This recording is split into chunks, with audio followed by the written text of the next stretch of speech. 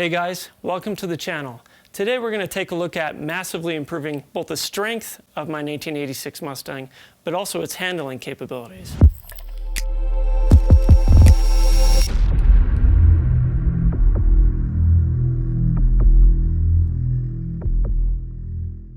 So if you guys have been around Fox Mustangs at all, anybody that's building one, anybody that's racing one, anybody that's doing anything with them, you'll know that they flex a lot. Any unibody car that doesn't have a real rail system has quite a bit of flex. And these Fox Mustangs were definitely not an exception to that. So, and then take on top of that, you take ones like mine, this 86 GT is a T-top car. And so you've essentially cut the roof off, but unfortunately they didn't bother to put in any reinforcements in the floor from the factory. So what a lot of people do is they take and they put in subframe connectors. There's kind of a frame rail up front on both sides and in the back. And they take a big piece of iron, essentially a tube, and connect the front and the back. To go even further, you can get something like the Stifflers fit system, which is what we're doing today.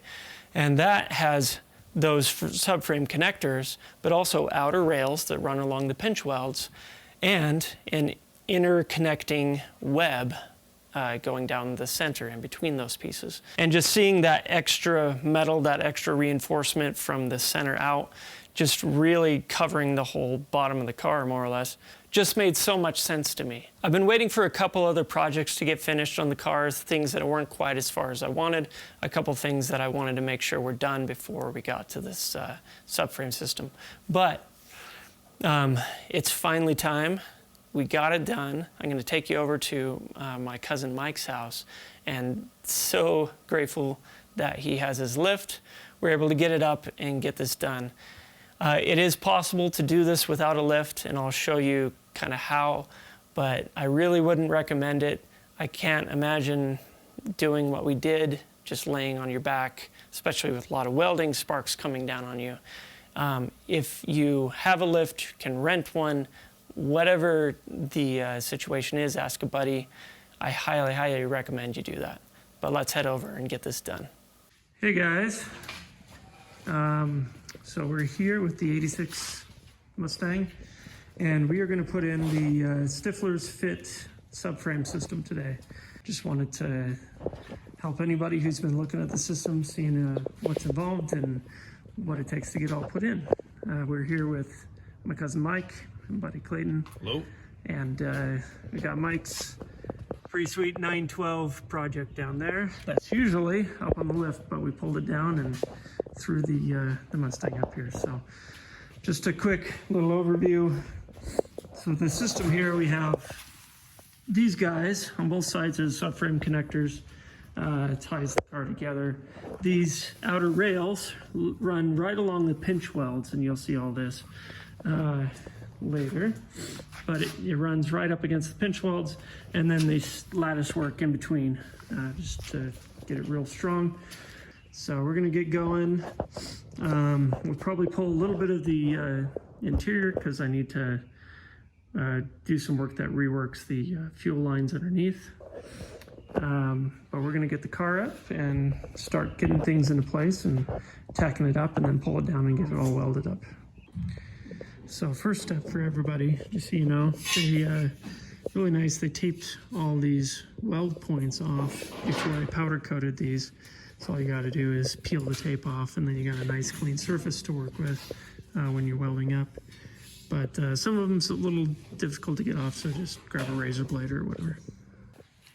So one note about these outer rails, they need to run along the pinch welds. On the driver's side, that's not a big deal. There's plenty of open space. On the passenger side here, as you can see, we got a couple fuel lines, vapor lines running right along the pinch well. To get those out of the way, we're gonna drill out these rivets, and we're gonna need to move them over, drill new holes, and put in some new rivets. So that's what we're doing right now. All right, so we got all the tape off of these guys on all these points. And the rivets are giving us a little trouble. They just spin with the drill, so we've got a little spot sander little air-powered spot sander, kind of sanding those heads off of the rivets. It's something to think about. Right now we have this kind of jacked up because we were trying to reach these rivets and drill them out.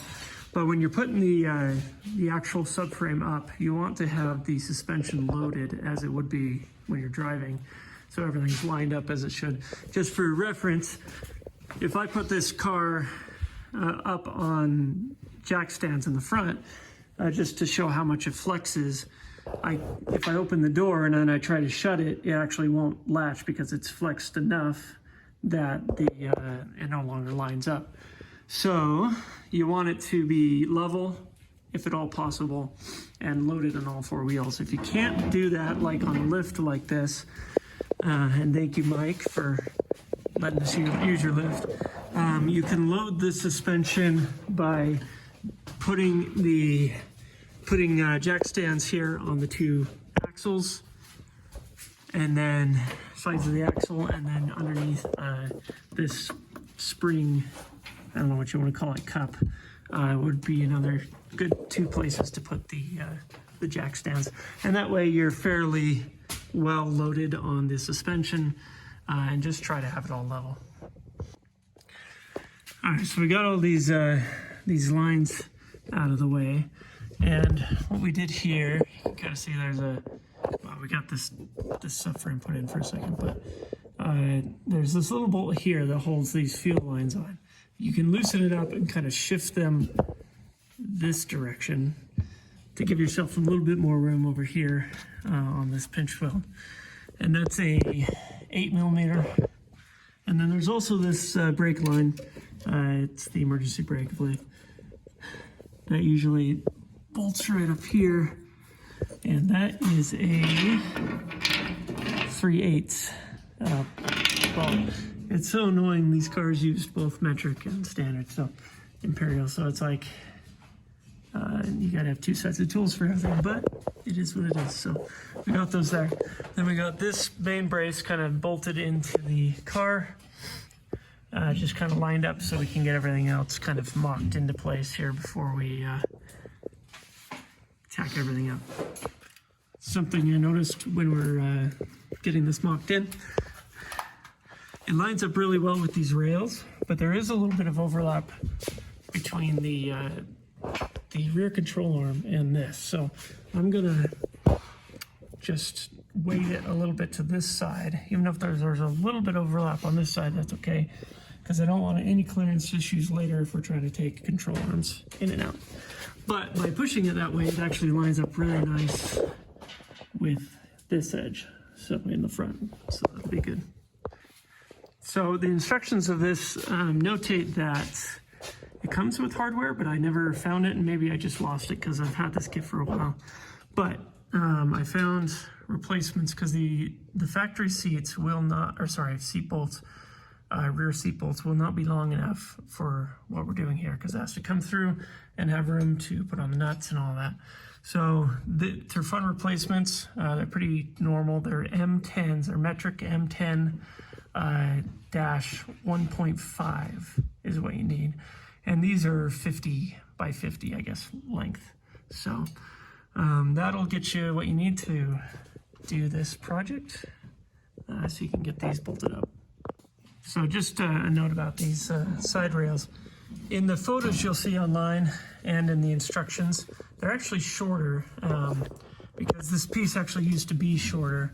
And then I think people were making longer ones because they wanted to cover more of this weld, this pinch weld.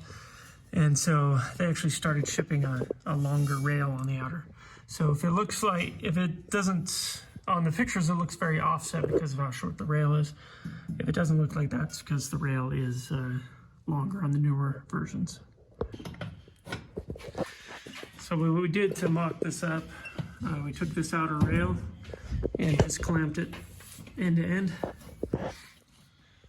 And then we're just getting this, so from what I've seen, the adjustable parts go this way. Oh, the inside? Yeah, there we go.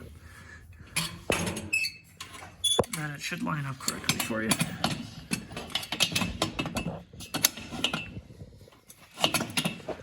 But once we get these ends tacked in, we can kind of take a hammer to these, whatever we need to do to get these, or what did you call it, sorry? The jacking rails? Well, yeah. But whatever we're gonna use, there's some blocks and whatever, you can hammer this in closer so that these fit flush and we can weld those up.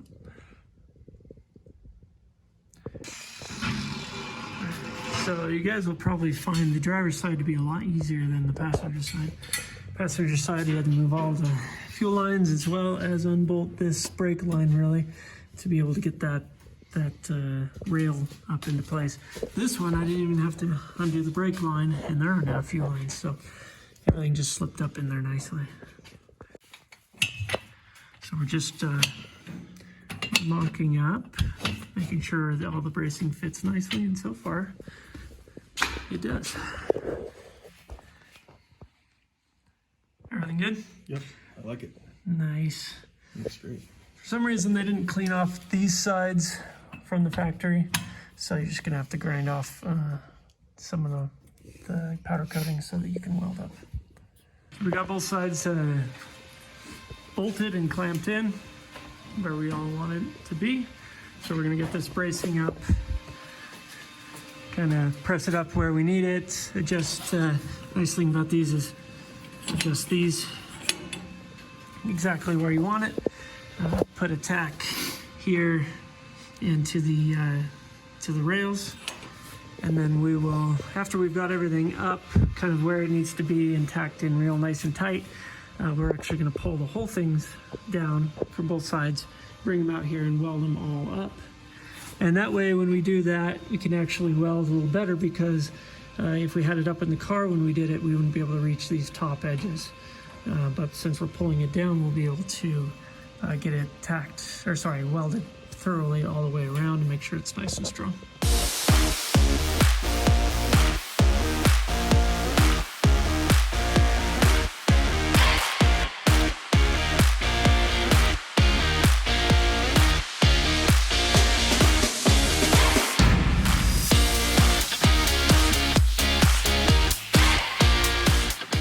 Alright, so we got almost all the tacks, just a couple more to put up here. So there's 2 or 3 tacks on each kind of point so that everything's nice and tight. Nothing's going to move when you pull it down. We can get it all put in and good. And then once this is done, we'll move over to the other side.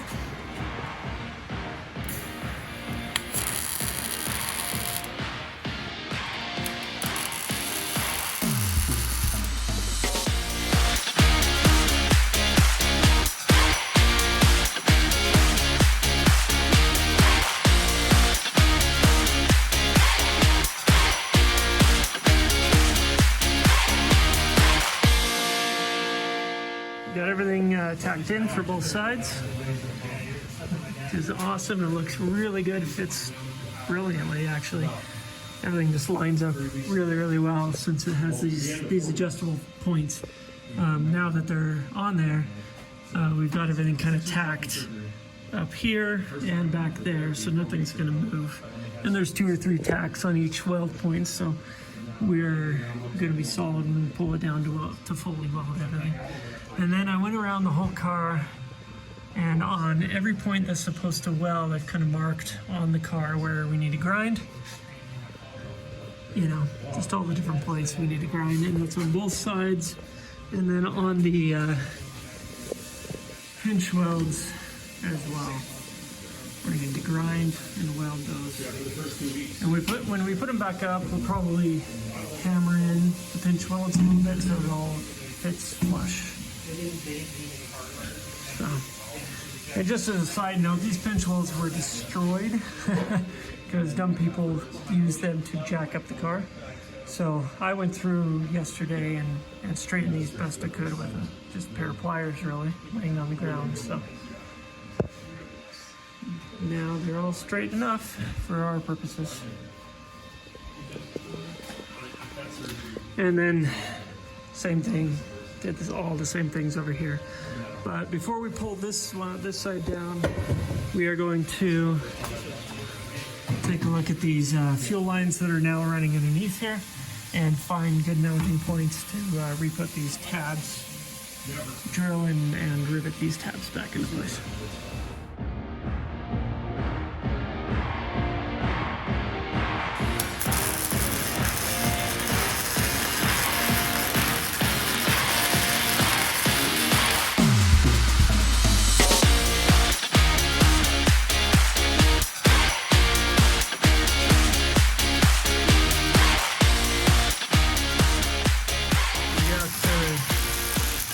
Over there doing his awesome job welding everything together. Over here, I'm making new mounting holes for these lines. So I kind of got them all marked where I want them. And but before we do that, I want to be able to really see what I'm doing. And we need to weld up the old holes.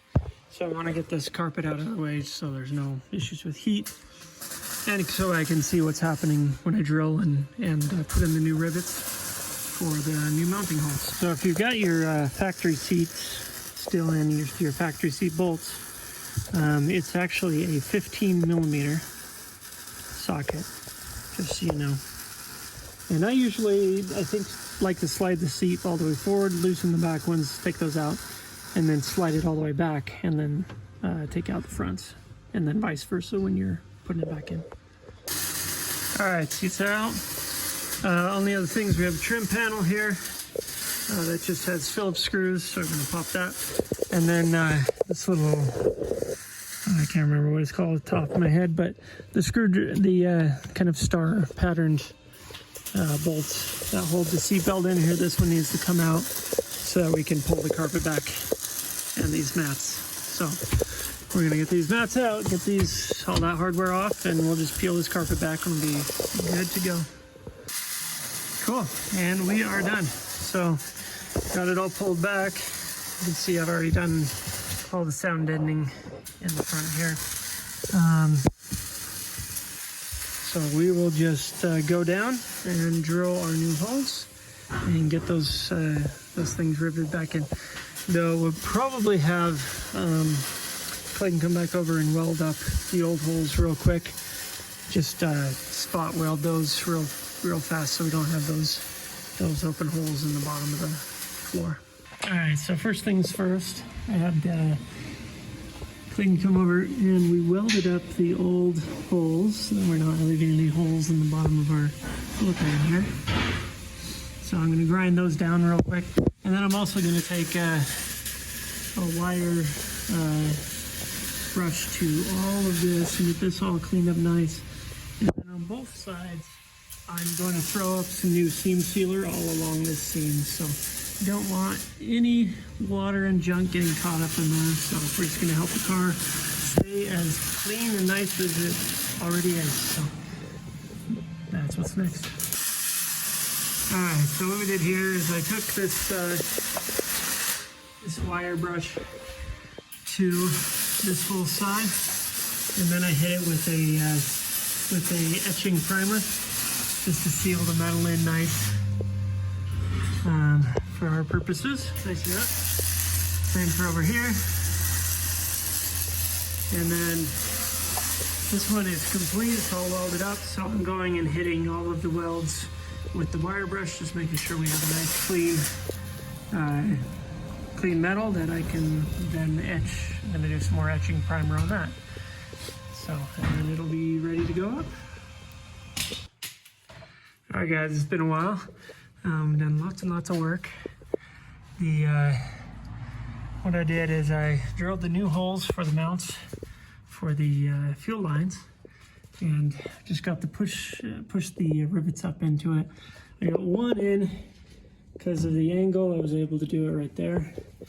But these, I can't get the rivet gun in between there and there, so I'm gonna have to do it at the end. But the rivets are up in there, and we'll keep it out of the way while we get the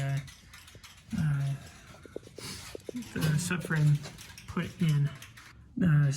Put new seam sealer all the way down, and I did the same thing on both sides. So we are good to go. And then these are all done. They're all welded. Cleaned off the welds here. Just need to clean that one. and then taped off anything that we didn't want to get paint on it. We're just going to do that same self-etching primer on here as well, just so everything is, we don't have some bare metal hanging out rusting. So, all right, it's a little update here.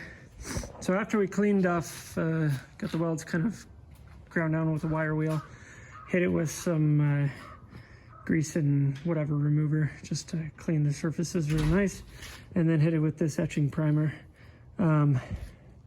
Later, once it's all in the car, I'm going to come back with some black, it's like a rust stopper layer, and then on top of that, even more some undercoating. So that'll all go on eventually, but today we're just getting it to a place where there's no bare metal. I mean, you could skip this step, but you know, then you'd have a bunch of rust on your car, so it's up to you. So these are drying, and this one's ready to go in. So here we go.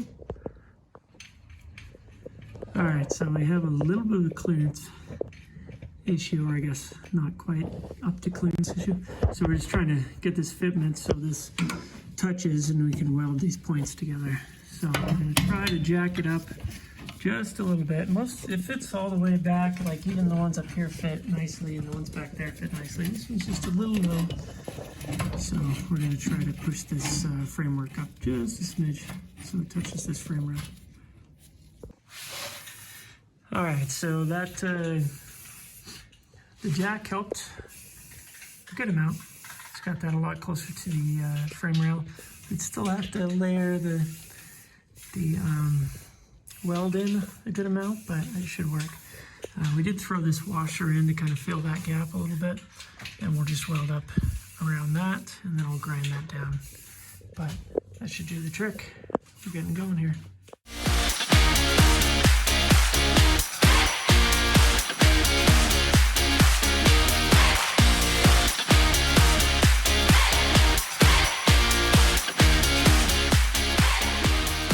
Alright, so we got the main subframe welds in,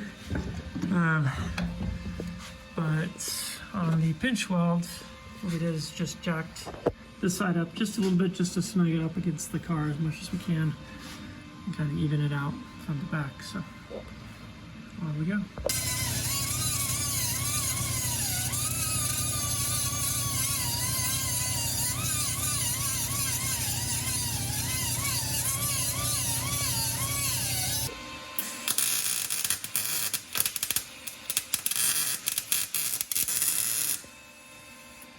Getting the second side put up. The first one's all done. Or the driver's side's all done, I should say.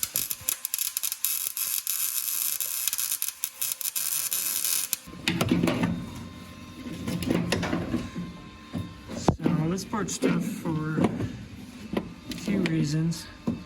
One, reaching everything is shown. Yeah. And then two, vapor lines running right above where we're welding. So without completely removing them, it makes it really difficult to weld here.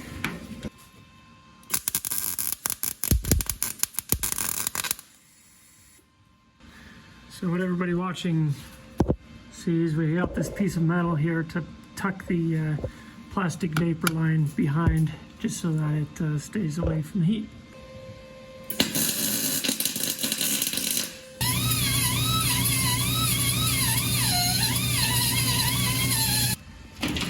Guy in. Yeah. So everyone knows we're using a combination of clamps as well as this nail pin thing, stake. Anyway, I'm just kind of hammering the pinch welds up to the rails, and that way we get the metal nice and flush, and don't have to fill the gap like we did on the front of the subframe connectors. Hey guys, all right, big moment for us after, what time is it, 10 o'clock more or less? So we started 9:30, 10 this morning, and it's a little after 10 o'clock at night now. Mike has been an absolute champ. Clayton was as well earlier, but he had to take off. But he did an awesome job as well, putting the main piece together, and Mike did an amazing job putting it up into here. Lots of welding, lots of grinding, lots of getting it all fit in nice, but we are done. So we've hit all of the bare metal with some etching primer, and then I'm gonna go back and hit it with some rust barrier stuff. Just make sure we're nice and covered, and we will be good to go. But it is all up in there. Bam. All right, so for the emergency brake line on the passenger side, the rail runs too close to the original mounting points because it pushes the line cable into the corner where the rail is now at. So that doesn't work right there. So what we did is we used the drill and drilled, I think, a 13/64 hole with a bit just big enough. You want it just big enough that the screw can go in, but not all the way in. So you want the threads to cut new grooves as it goes in, so it stays nice and tight. So we did that.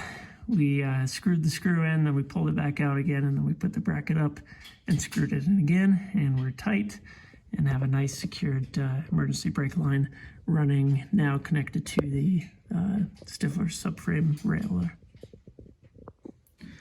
All right, so Stifflers sent this hardware. It was inside of the pinch weld rails, but we found it. So these two rivets are for the two brackets that hold the fuel lines and the vapor line to the rails here. Let's see if I can get it. There it is. Right there. So we'll rivet those in, and then these end caps just cap off the ends of these tubes here. So we'll get all that put in. All right, guys, we did it. It's one big project. That was a lot of fun. That's a lot of fun and a lot of work. Jeez. Obviously, if you're running aftermarket fuel lines, some braided fuel lines, those are a lot easier to reposition where you want them. We wanted to keep these hard lines here, so we had to do all of that work moving them over. But it's all welded up on both sides. Everything's where it needs to be. Brake lines rerouted, the fuel lines repositioned that brake cable. What else? Got on those end caps. Everything is looking good. So super exciting. So for these subframe connectors, and subframe connectors in general, with Foxes, it can really help stabilize the car. It can potentially really help your handling, especially if you are really kind of going for it and you've got a better setup. Keeps the car flatter, keeps your steering flatter, so cornering can be improved. Body rigidity's improved, side impact, getting hit in the side, potentially be safer now. The car has a lot more structure underneath. Flex obviously has gone down significantly. Hopefully, my optimism is hoping that the extra structure will help the car be a little less creaky, so you get a little less of those weird little ticks and creaks and things that you get in these older cars. So that would be wonderful. But man, what a project. It is now 11:08 and we are almost there. We're gonna get this down. Because these are in the way, we can't rivet these fuel lines in quite yet. So we're gonna rivet those. We're gonna get the car down, jack it up, and rivet those. And then put the right side of the interior, the passenger side interior back in, and we are done.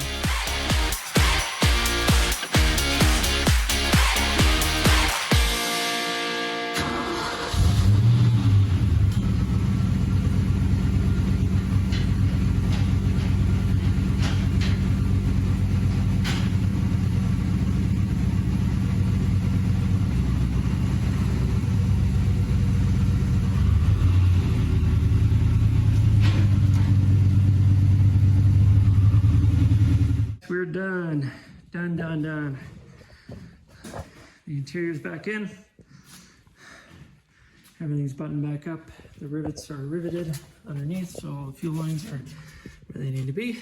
Carpet's back down, trim and all the goodness, so yippee-ki-yay. We're awesome. freaking finished. 12 o'clock at night. 12 o'clock, it's midnight. So 11:54. Lots of hours. I don't know, 14 and a half hours.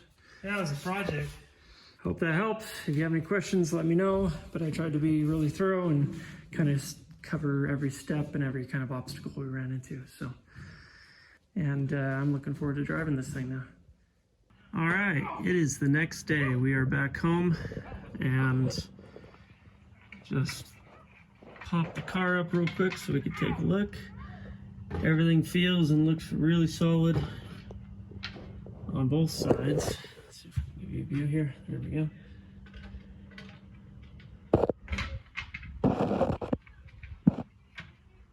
Feels really good. It felt really good driving home last night. We did have a lot of weight in the back. I was taking home a set of tires and all my tools and everything, so I'm gonna take it out for a drive here and see how this thing really feels. But so far, so good. We got some rain on the way home last night, so it's a little dirty already, but it looks really, really solid and really good. So super excited about this. Just one tip, just thinking about it now from yesterday that could have sped things up for us. We ground off some space on the frame rails at all of the welding points and out here on the pinch welds. It would have been better, I think, if we had ground both sides and really kind of spent some more time and really made those nice and clean. But also, I think it would have been worthwhile to grind the Stifflers as well. They were taped off from the powder coating, but I think there was just some contaminants on there. So a lot of these welds, when we were going to put them onto the car, were pretty dirty and kind of popping all over. So any extra prep time that you can do ahead of the time, before you put these up, I think will save you way more time than you would have spent cleaning, because then your welds are dirty, they're popping, you gotta clean them up, grind them, and do them again. So that's just my recommendation, is to spend a little more prep time and just get all of your metal super clean, both on the car and on the Stifflers fit system. So, but we got it all done. Got all the welds thoroughly on there, ground down, so they're a little cleaner, and we're looking good on this end.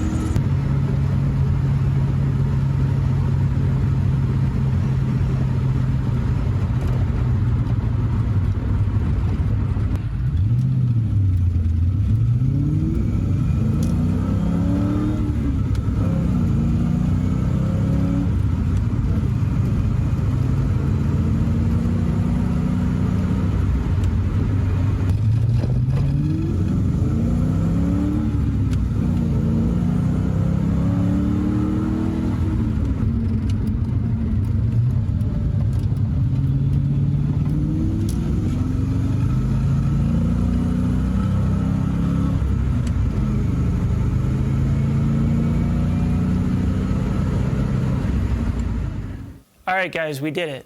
That was a lot of work, especially for Clayton and Mike. They just did such an awesome job. I wish I had the skills or the equipment or any of that for welding. I haven't so far in my car journey, but I definitely want to move into that space as well. But they did such a good job and worked really hard. So big props to them. It was really great to get it out and really feel what the difference was. And I was super surprised. To be honest, I didn't really think I'd notice that much, but I really did. The more scenarios I got into, the more corners I kind of hit, acceleration, just everything, there was just such a big difference. And I don't know what the magic is that makes this possible, but by strengthening up that chassis, by making it flat, so it's not twisting during the curves, it's not kind of, the back end's not deciding to go a different direction than the front end, it just made a huge, huge difference as I was driving around. It really grabbed the road more than I've ever felt it before. So I'm going into a curve and it's just holding. It's just flat. You don't feel that kind of feeling like you're almost tipping like I had before. It almost felt like before when I'd be going around a corner at fairly high speed that you feel almost like you're skating. You're not exactly sure when that back end's just going to go whoop, okay, swing out, I'm gone, and you know, you'd end up spinning out. And I was always a little skittish because of that, going around corners with this thing, because of which you just felt like you were going to slide sideways. Now you go into a corner and it's like, no, I'm good. You're just sitting and you're just kind of going through it, and it just feels like it's got it. My confidence level driving this car has never been higher, which is pretty cool. It's been 5.5 years I've been working on this thing, and it feels the best it's ever felt going through these corners. So something with that I had to get used to is that now it actually pointed, you point it where you want it, and the car goes there. Before it felt like it would fight me, and I had to kind of like, it was a balancing act with the back end wanting to go one way and me pointing the car in a different direction. Now it's just grabbing and pointing. So I actually kind of oversteered a little bit because I anticipated that kind of fight that I was expecting, that I was used to. And now it didn't. It's like point and go. Okay, the car's just going to go right where I want it to go, which is really cool to see. So the other thing going into this project that I was kind of hoping for was, hey, can we get this to be a little bit more of an enjoyable ride? Will this reduce vibrations? Will this reduce jolting and that kind of thing? So having driven it quite a ways, I'd say for small vibrations, no, not really. And I think that might be improved. I got an engine swap I'm going to do, as well as some front suspension work. And I'm hoping that'll kind of quiet down those vibrations a little bit. After putting in the subframe system, the vibrations might have actually increased just slightly, but not a bad amount. But on the other side, big jolts. So say you're going over railroad tracks, hit a big bump, whatever it is. A lot of those have actually come down, in my opinion, probably about 50%. So about half the amount of like ooh and shake that we had before. The car in general feels a lot more like it's on rails. But those big bumps and vibrations and those big things you kind of hit in a road sometimes, those have come down actually quite a bit with the system installed. So not so much for the little ones, but definitely for the big ones. And that's really nice to be able to go over railroad tracks without you feeling like the whole car is going to kind of shake apart. So big win there. Anyways, I hope this was helpful. Before going into this, I really couldn't find a good, thorough, like properly done installation of the Stifflers fit system. So I wanted to go through this with you, make sure you saw anything and everything, complications, struggles, whatever else that we went through to get this in. It really wasn't that difficult, but there are ways you could speed up the process. If you have another couple guys and another welder, that would help significantly. If you just do a little more prep on all the metal, make sure it's as clean can be. That way your welds will go down nice and clean. You don't have to do quite as much grinding as we did and that type of thing. So I wish you luck. I hope you guys are able to get out there and build something really cool, build something that's what you want. That's what my car is. I'm building it the way I want, build it the way you want. Guys, just have fun. So we'll see you later.